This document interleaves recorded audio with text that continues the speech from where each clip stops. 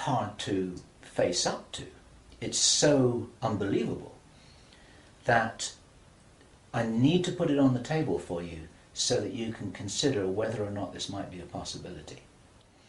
The plans that I've been describing are definitely a possibility because he heard them with his own ears in this meeting. Everything I've described up until now, up to and including a major outbreak of hostilities after the limited war. So the sequence is as follows.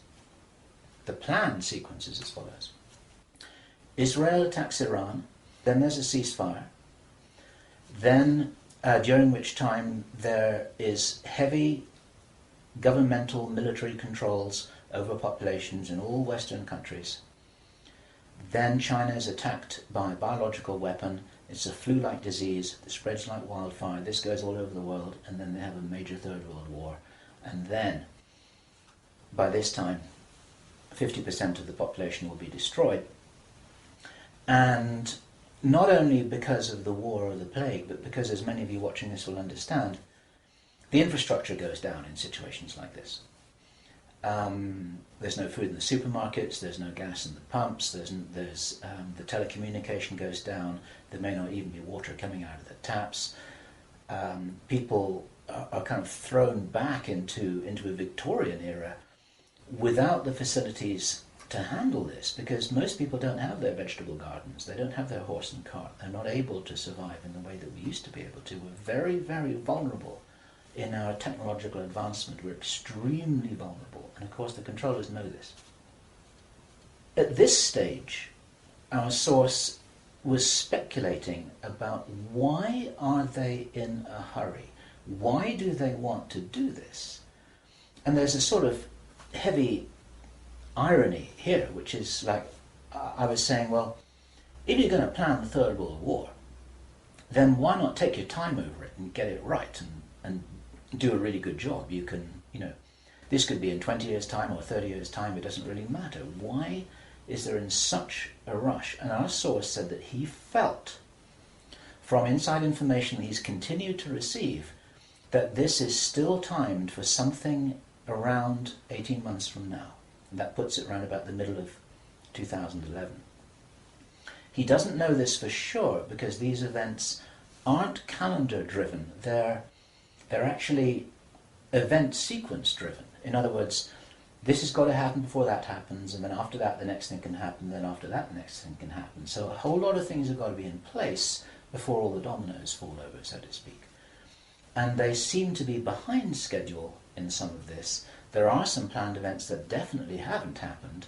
One of the things which I remembered when I was hearing this story was that our source, Henry Deacon, and many of you who've watched Project Camelot videos and read their reports for the last 3 years will know that when we met Henry Deacon in 2006, he said that in his own inside information was that there would be a war against China in 2008.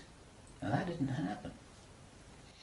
And all this time, at that time it didn't make any sense, and even now it didn't make any sense. It's like, well, all right, but why do this? Why do this? Why do this? Now, this was his answer. And our source is a pretty smart guy. He's been in the military. It's a totally different story that he didn't debrief in our audio transcript, which you have the opportunity to read, but he's had his own ET experiences in the military. He's got his own sources of information about some of the background for this. He says that he's as sure as he can be that the people who are calling the shots in the world, you can call them the Illuminati, the controllers, the cabal, whatever name you have for them, they believe that there is going to be what he called a geophysical event, a major geophysical event. He says that the best information that he's got is that the insiders believe that this is going to happen, or they are concerned that this is going to happen. And many of you watching this will know that this isn't a completely crazy idea. There have been trillions of dollars that have been spent on deep underground bases for some reason which we don't know why it is. You'll know about the seed bank in Svalbard. This is in the public domain, where all the seeds of all the plants and all the crops in the world have been buried deep inside a granite vault in northern Norway. There are many precautions being taken as if something might happen that could really threaten some of these valuable resources, including the seed banks of the world. Now, if there is going to be a geophysical event, as they believe, this is because it seems to be preserved Illuminati inside knowledge, whether it's true or not, that there are repeated cyclical geophysical events about every 11,500 years. Information about what really happened to Atlantis was very probably in the Great Library of Alexandria that burnt down a couple of thousand years ago. There are persistent rumours that much of that information has been retrieved and it's in the Vatican Library. This is information which is not in the public domain and which the insiders may have access to. Whether it's accurate or not, the important thing is to realise that they probably believe that this will happen and they're making their precautions. And this might be the justification for this insanity that we've just heard about in this plan. Consider this. He said, if there's going to be a major geophysical event, something like a pulse shift, maybe it's Planet X, maybe it's some kind of energetic phenomenon that the solar system is going to be moving into, that's going to somehow destabilize the Earth or the Earth's crust in some way, we don't know. But if there were to be a major emergency like that, something that would actually make a war look very inconsequential, the thing that will help the human race to survive it, or will help parts of the human race to survive it, is if there is already emergency preparedness in place before it happens.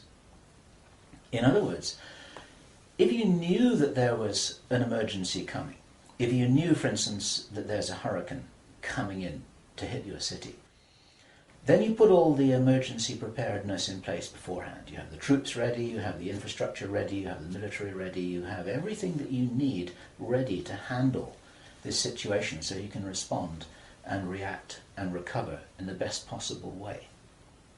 Our source suggests that the reason for this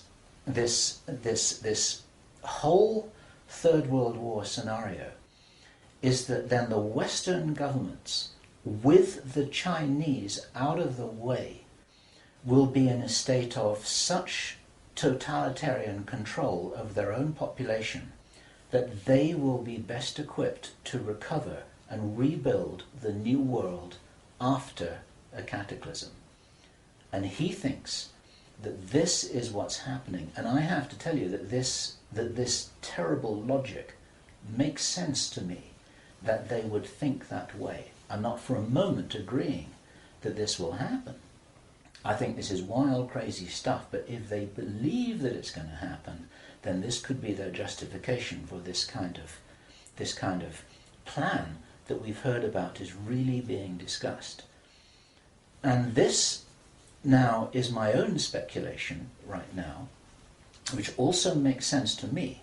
And I invite your comments and your thoughts about this. We need to work together to figure out what's happening here. It's called the Anglo-Saxon mission. What that told me was that the reason for the name is because this is a white racist agenda for the inheriting of the new earth. It's a plan that Hitler would be proud of. If they think that a new earth needs to be rebuilt, a new world, think of that little phrase there. If a new world needs to be rebuilt after a cataclysm, they want the Anglo-Saxons to be doing it. They don't want the Chinese to be doing it. They get the Chinese out of the way first. And then the Anglo-Saxons will inherit this new world with the other nations, the Asian nations, the African nations, the South American nations. Presumably, it is assumed that they won't have the resources to be able to handle the situation in any kind of a way that gives them the strength